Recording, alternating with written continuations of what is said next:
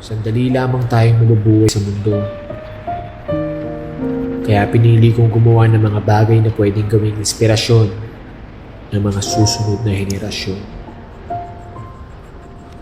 Matuto tayong makontento sa kung anong meron ayon sa ating kakayanan.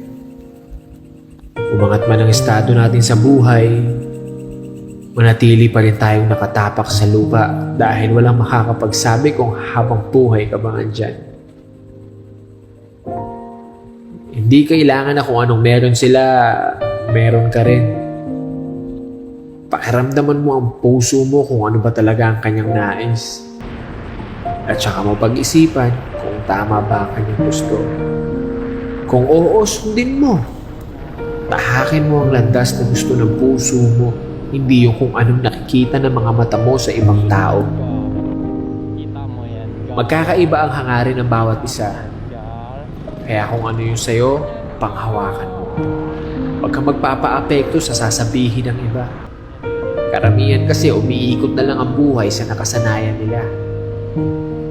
Mga takot sa pagbabago, kaya hindi tumatama kasi takot magkamali.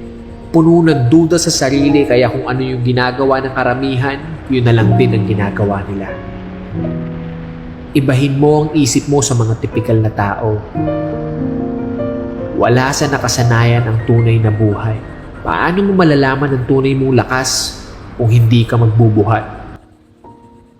Paano mo malalaman ang taglay mong talino kung hindi ka mag-iisip? Paano mo malalaman ang tibay mo kung hindi ka sasabak?